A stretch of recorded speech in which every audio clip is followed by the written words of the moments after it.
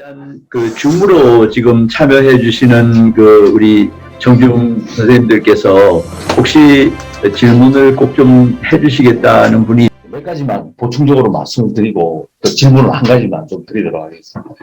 첫 번째로 이정현 교수님 군 통합 방안인데 아까 지상군 통합에 대해서는 조금 약간 애매하게 말씀하셨는데 이거 제가 논문을 하나 가지고 있습니다. 지상군 통합 방안이 있습니다. 제가 왜 이걸 아는가 하면 제가 동아대 강의를 한 4년 했었는데 그때 통일 문제를 해달라고 그래서 저도 막 그걸 강의하려고 자료를 찾느라고 찾아냈어요. 있습니다. 지상군 통합방. 그 논문을 제가 보고 학생들한테 할까 말까 하는데 이게 학생들한테 하기에는 너무 구체적이어서 제가 그냥 참고로 말해서 있습니다. 지상군 통합방. 그거 한번 제가 보충적으로 말씀을 드리고요. 두 번째는 이란 핵 협상에 대해서 우리 홍 목사님 말씀을 잘 해주셨는데 그것도 제가 조금 더 보완을 하려고 합니다. 그 말씀 중에.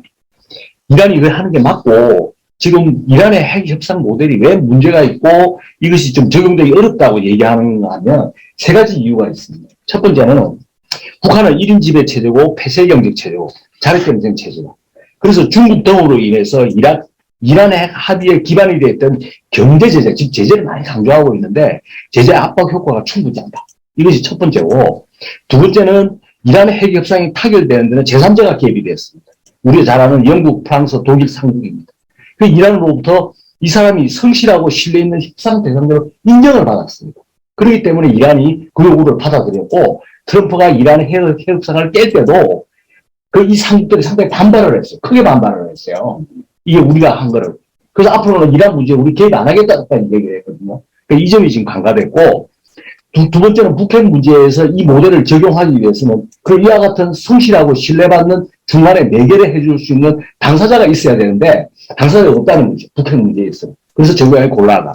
세 번째는 뭔가 하면 이란은 NPT 회원국입니다. 그래서 핵신고와 핵검증 수용합니다. 근데 북한은 NPT 회원국이 아닙니다. 그래서 핵검증 문제에 대해서는 지난번에 본 것과 같이 북한은 매우 예민하고 아주 거부감이 큽니다. 그렇다면 이런 세 가지 조건을 들어서 이란의 핵 적용 문제는 적용하는 것이 현실적으로 어려울 거다 하는 것이 이제 제가 가진 생각입니다.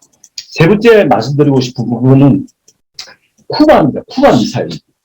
이게 왜 갑자기 북한에 해가고 무슨 쿠바, 이게 매우 우리한테 주는 시사점이 있습니다. 왜 그런가 하면 쿠바 케네디 대통령 시절에 쿠바 미사일 위기를 해결을 할 때 터키가 끼어들었습니다. 무슨 얘기인가 하면 쿠바 미사일 위기를 해결할 때 터키에 배치되어 있던 주피터 미사일이 있었거든요.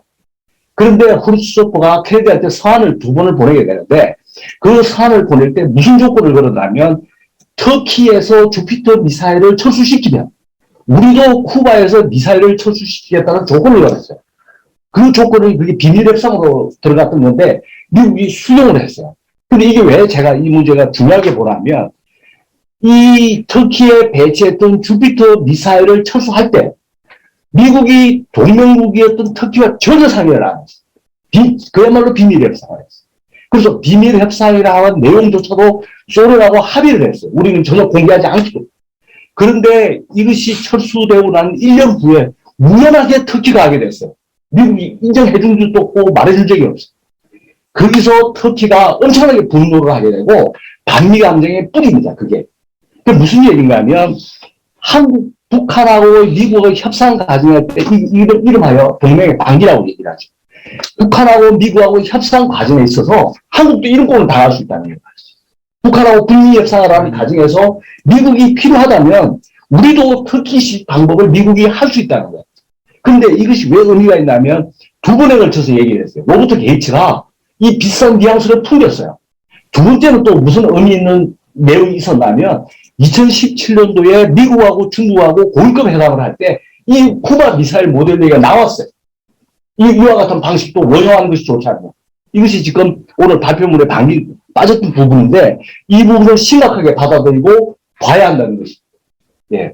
마지막으로 제가 질문을 하나 드리고 싶은 거는 이스라엘님께서 말씀하시는데 중국의 책임과 역할을 할 때 적극적인 압박 역할을 수행하도록 제도적 틀을 만들겠다. 육자이름을 염두에 두신 거라고 저도 판단을 하는데 지금 제가 생각하는 거는 미국, 중국의 대결이 신냉전으로 분명히 지금 가고 있습니다. 그러니까 새로운 형태의 전선이 짜지고 있다는 거죠. 전선이 짜지고 있는 상태에서 북한이 가지고 있는 전략적 가치는 훨씬 더 높아졌다고 저는 보고 있거든요. 그런데 중국이 이 북한의 전략적 가치가 높아진 상태에서 중국이 북한을 핵을 압박하기 위해서 병참을 주도한다? 지금같이 미중 대립이 앞으로도 훨씬 더 계속 지속될 것이라는 건 이번 알래스카 회담이 딱 명확하게 지금 보여주고 있는 상태에서 중국을 끌어들여서 중국을 통해서 북한을 제재한다? 이거는 저는 매우 비현실적인 아이디어라고 생각을 합니다. 그 점에 대해서 어떻게 보시는지 이 시장님 말씀을 듣고 싶습니다. 이장님. 한 두 가지 정도만 말씀을 드리고 싶습니다. 그 온라인을 통해서 이렇게 우리 한반도 안보전략연구원에서 이제 세미나를 하고 이 세미나 사실이 어느 정도의 내용으로 이렇게 대외 배포도 되고 할 텐데, 우리 두 건이 전부 다 의미도 깊고, 굉장히 또 자세한, 우리 북핵 문제에 대해서도 큰 틀에서, 관련국들의 입장이나 앞으로 흐름이나 이런 걸 좀 짚어주셨고, 또 이 해군 통합 방안도 정보나 비슷하다고 생각을 하면 굉장히 예민한, 사항에 대해서, 이렇게 이제 공개적인 토론 주제로 해서 이제 아마, 나가면 이제 첫 번째로는 제 생각에 북한의 핵 지위와 관련해 가지고 어떻게 정의를 해야 될 것인가, 몇 번에 걸쳐서 이제, 거의 핵 지위 보유국이 됐다. 사실상 핵 보유국이다. 이런 얘기를 이제 패널에서도 해주셨고, 또 발제자님도 해주셨는데, 그것에 대해서 지금 현재 미국이 가장 공개된 정보가 많으니까 미국에서 어떻게 규정을 하고 있는지, 또 자기들이 실제로 공개하는 것과 또 전략상으로 대응하고 있는 것도 어떻게 다른지, 우리는 미사일도 발사체라고 했으니까, 상당히 개념이나 인식이 차이가 많이 있는 것 같은데, 이 북한의 핵 지위와 관련해가지고, 미국이나 또는 중국, 특히, 아까 압박을 기대를 한다는, 그게 실효적인 수단이라고 했기 때문에, 그런 중국의 어떤 인식, 그 다음에 다른 일본이나 러시아까지도, 그리고 또 우리의 인식이 어떤지, 실질적이고 또 아니면 전략적이고, 그런 인식이 어떤지, 그게 아주 중요하고, 그거를 그냥 적당히 넘어가는 거는, 거의 협상 자체를 엉뚱한 곳으로 가져가거나, 또, 군축 협상을 쉽게 얘기를 하거나, 이렇게 해가지고는, 사실상 핵을 보유하고 있고, 포기를 하지 않을 것이기 때문에, 그동안 한 번도 안 했기 때문에, 결국은, 사실상 핵 보유국을 용인하고, 그런 역할을 하는 것은, 사실 상당히 문제가 있다고 생각을 합니다. 그러면 결국은, 북한의 지금 40년인가요? 우리 핵 관련, 보면은 6.25 전쟁 전부터, 이 핵 만주 폭격한다는 얘기가 있고 나서부터 김일성이가 생각을 하고 나서 이렇게 추진을 했다고 하는데, 완벽한 대미 전략, 또 대중 전략, 또 대남 전략에서 완전한 승리를 보장을 해주는 것 아닌가, 이렇게 생각을 해서 저희들도 핵 지위와 관련해서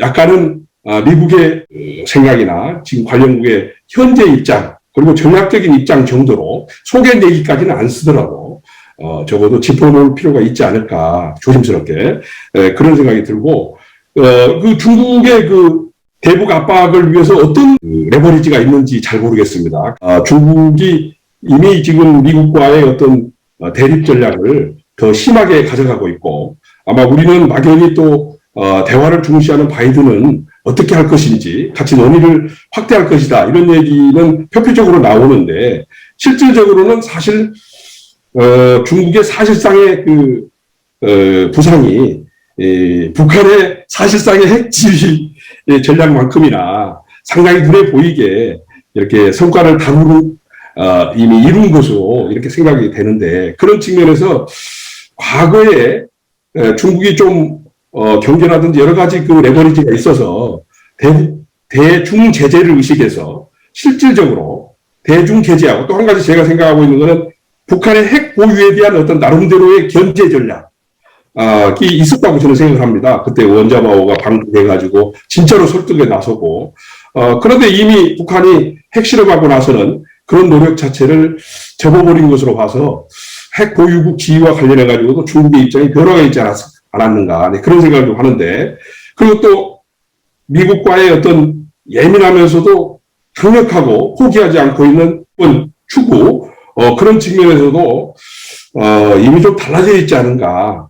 작은 뭐 제재나 인권 약간 뭐 잘 모르겠습니다. 그것 때문에 무서워가지고 지금까지 해왔던 것을 아마 레버리지로 해서 이렇게 될 가능성은 그렇게 높지는 않다고 보여서, 사실 저도 대책은 없기 때문에 뭐라고 드릴 말씀은 없는데, 일단은 이 핵 보유국 지위와 관련해 가지고 관련국 또는 북한의 입장을 너무 키워주는 그런 것은 오히려 그 시작하기도 전부터 굉장히 그 많은 문제가 있지 않을까, 저는 이렇게 생각을 하고, 그거를 벌써 북한이 다 이용을 해서 그 여러 가지 전략으로 미국에도 가까이 가봤다, 중국도 견제를 해봤다. 아까 동맹국 우리 이란 박사님도 얘기했습니다만은 역시 가지고 노는 그런 전략도 해봤다. 또 미국도 심지어 아까 말씀하셨다시피 우리를 또 전혀 논의도 안 하고 이렇게 할 가능성까지, 이런 생각을 해보면, 그리고 현재 정부의 어떤 대북 전략 인식까지도 한번 저희들이 생각을 좀 해보면,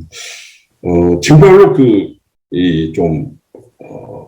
북한의 핵지, 그 다음에 또 그것을 억제하려고 하는, 그런 뭐 협상이든 전략이든 이런 것은, 조금 더 강력한 의지로 이렇게 한번 얘기를 해볼 수 있지 않을까.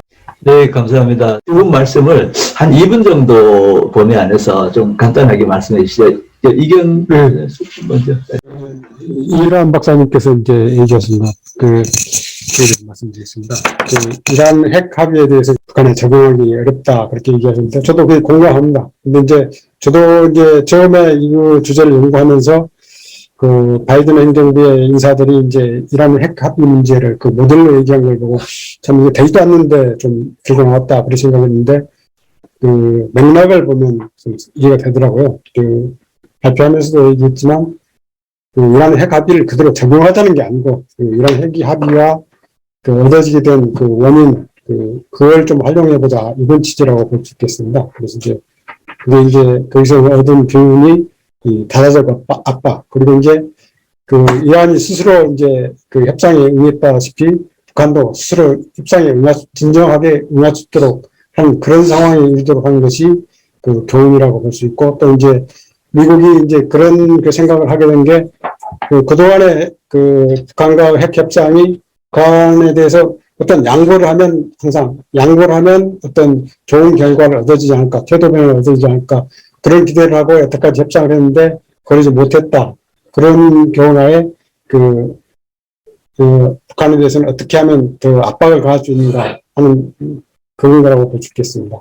그리고 이제 또 쿠바 얘기를 말씀하셨는데, 이것도 이제 굉장히 중요하다고 생각합니다. 이제 쿠바 얘기가 이제 당시에 그게 얘기가 해결된 게, 케네디가 강경하게 해서 이제 얘기가 해소됐다고 이제 전까지는 이제 대중이 그렇게 안 있었는데, 이면에는 이제 터키에 배치된 미국의 미사일을 철수하는 것을 이면에서 합의해가지고 됐다, 이런 건데, 이제 결국은 이제 북한 핵 문제에 대해서 이제 미국이 지금 중국하고 어떤 그런 이면 합의를 할 수 있지 않을까 하는 그런 우려를 가지고 그걸 주시하고, 또 그런 상황이 발생하지 않도록 우리의 몫이라고 생각합니다. 그리고 중국의 책임과 역할, 그걸 이제 얘기했는데, 이제 그거는 이제 사실 구체적으로 어떻게 할 것인가 하는 것은 좀 앞으로 과제고 그렇다고 생각합니다. 근데 이제 그런 쪽으로 가겠다는 것은 바이든 행정부가 이미 표방하고 있고 이미 실천하고 있다, 그렇게 생각합니다. 그리고 이제 조은경 박사님이 이제 얘기하신 북한의 핵지 문제를 어떻게 설정할 것인가 하는 문제는 장단점이 있다고 봅니다. 그걸 사실상 핵 보유국으로 인정할 것인가, 아니면 아니라고 할 것인가 하는 장단점이 있는데, 북한이 이미 6번이나 핵실험을 했는데 핵 보유국이 아니라고 그걸 부인한다고 해서 그게 없어지는 게 아니고요. 그래서 북한이 이미 핵을 가지고 있다, 핵무기를 가지고 있다, 이런 인식하에서 우리가 대응해야 구체적인 대응책이 나오지, 북한이 핵 보유국이 아니라고 한다고 해서 좋은 해결책이 나오는 것도 아니라고 생각합니다. 감사합니다. 감사합니다. 정말 두 분께서 마무리 또 이렇게 답변을 잘 해주셨는데요. 저는 오늘 좀 시간이 많이 지났습니다만은 간단히 마무리 제가 조금 사회자로서 마무리 발언을 조금 하고 세미나 마칠까 합니다. 오늘 전반적으로 우리 지금 바이든 행정부 출범을 계기로 우리 한반도의 안보를 좀 생각해 보려고 했는데 어떻게 보면 좀 북한 핵 문제는 특히 역시 해결 전망은 안개 속이다라고 우리가 지금 전반적으로 평가가 되고요. 또 우리 국제 환경 자체가 미중 패권이 더 심화되면서 좀 더 어려워진 게 아니냐 이런 이제 논의도 오늘 있었고요.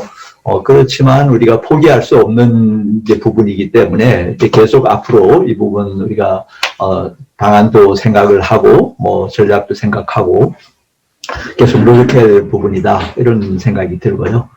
또 우리 그 통일기의 해군 통합 방안과 관련해서도 결국은 우리가 통일이 되면 결국은 대양 해군 이제 결국은 군 중에서도 해군 중심으로 우리가 군사력이 재편돼 나가야 될 게 아니냐 하는 게 뭐 일반적인 이야기 아니겠습니까? 그런 점에서 오늘 이제 북한 핵 문제도 그렇고 이 해군 통합 문제도 그렇고 당장에 뭐 발 앞에 떨어진 발등에 떨어진 어떤 문제를 우리가 논의하는 것보다는 좀 더 긴 중장기적으로 큰 틀에서 바둑으로 말하면 포석을 하는 것과 같은 그런 심정으로 우리가 오늘 화두를 던지고 우리가 생각을 해봤고요. 우리 오늘 이 학술 세미나를 계기로 해서 우리 국가 안보에 도움이 되는 이런 주제에 대한 토론이 좀 더 앞으로도 심화되고 좀 더 많은 관심을 갖게 되는 그런 계기가 됐으면 좋겠다 하는 생각을 하면서 회의를 마치게 된 것 같습니다. 우리 원장님께서 아마 마무리 말씀을 좀 한마디 해주실 것 같습니다. 그럼 원장님 말씀해 주시기 바랍니다. 예, 진지한 토론 아주 감사했습니다.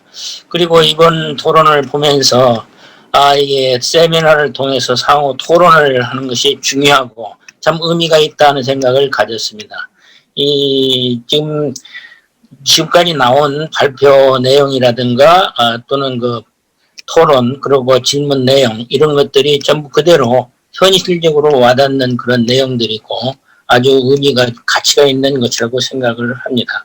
실제로 이제 미국 정부 바이든 정부가 집권을 한 이후에 지금까지도 대북한 정책을 아직 확정을 못 짓고 있는 이유도 자기들 지금 그 내용 중에서 나왔듯이 여러 가지 문제점들 이런 것들이 있기 때문에 자기 나름대로 고민들을 많이 하고 있지 않나 이런 생각이 듭니다. 특히 여기서 나왔던 미국의 대중국 패권 정책, 억제 정책과 그 다음에 북한 핵을 해결하기 위한 중국의 협력을 끌어내는 이 두 가지 정책 사이에 크나큰 간극이 있고 또 상호 모순점이 대립되고 있는데 이런 측면에서 나름대로 미국도 고민하고 있을 것입니다.